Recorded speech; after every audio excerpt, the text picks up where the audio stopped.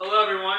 My name is Brandon Little, and today I will be delivering a speech on welfare and drugs. We have a huge problem in America. Actually, two huge problems.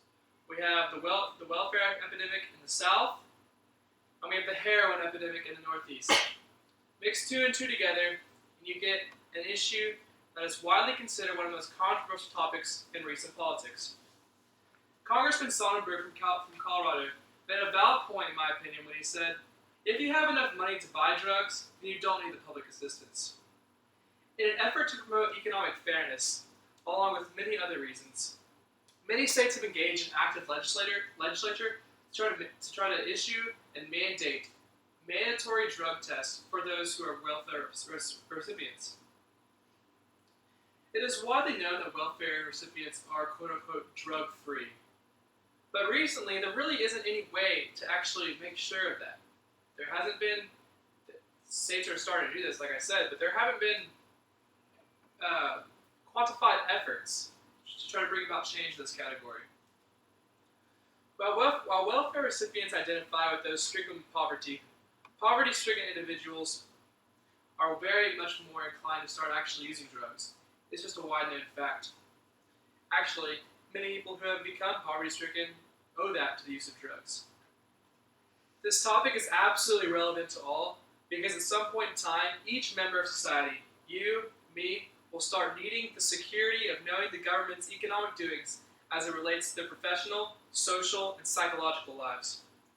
After analyzing many viewpoints of this subject matter, I have formulated a well-thought-out argument that encompasses a solution to the problem of too many individuals on welfare, and that is drug testing. Furthermore, through analyzing the effects of welfare on a taxpayer spending and job promotion, I've decided that administering mandatory drug tests on welfare recipients is a viable solution to this previously discussed problem.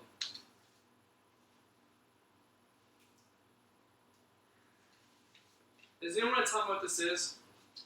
A dollar bill. It's a dollar bill. Here. Take it. This is me spending money.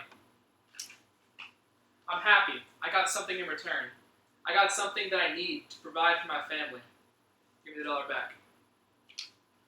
Here. You're the government. Take it away from me. I'm upset. Government took away my money, and it's going to welfare. How do I know this is going to an individual who actually needs it, or an individual who's going to start using drugs in 10 to 15 years because of the money I just gave him? What if I had money that I could spend towards my family to make sure they have food on the table, to cover our mortgage, electricity bills, utility bills, like I just said? I'd be at least way more sure. Administering mandatory drug tests to welfare recipients is an effort that could largely lead to potential savings for many taxpayers. By drug testing all welfare recipients, like I said, are supposed to be drug-free, we could weed out all the drug abusers, which would lead to a higher taxpayer savings. Professor Moran said that, by the way. With accordance to the Constitution, welfare recipients are supposed to be drug-free, like I just said. But there will always be people in America who will always abuse the system, always be people in America who will look for an easy way out to cheat the system, to buy drugs, to use them. We need to provide accountability for this, as taxpayers, the honest working American, are not happy. It is not fair to be sucking money from taxpayers in an effort to appease those who will not work. The state of Utah actually just published welfare cost savings figure to those who tested positive for drugs.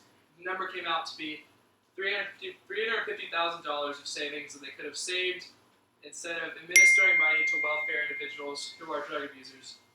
That is over $30 million, obviously, that can be put back into taxpayers' pockets.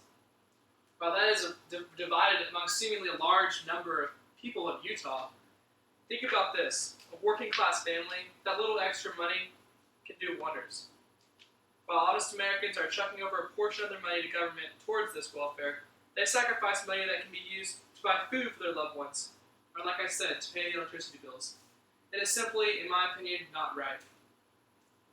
What most people also will know is that administering mandatory drug tests to welfare recipients could also lead to job growth. By putting more recipients to obtain welfare benefits, make it harder, the requirements harder, because they have to pass the drug test. The impending drug tests might encourage people to actually look for a job instead of just relying solely on the benefits they get from the government. Guerin, by the way, Guerin, got that quote from Guerin. According to the 2012 census, 35.4% from the Euro census of American people, or the American people, are on this set of welfare. And if we can get the number down and more people looking for jobs, the government can continue working towards achieving a budget surplus. While the Bureau of Labor Statistics currently have a whopping 5% unemployment rates, and economies, like I said, are often measured by their strength in this rate. If we can decrease, this unemployment rate with drug testing, it will surely be beneficial to the economy. In conclusion, like I said, if welfare becomes hard to get, less people will be relying on it. It's simple economics. To wrap things up, by administering mandatory drug tests to welfare recipients, we are able to increase the job growth and taxpayer savings, which are two cornerstones of economic growth that cannot simply be ignored. Furthermore, it is necessary to provide accountability to the American people by doing these tests, because economic growth to a prosperous nation is a necessity.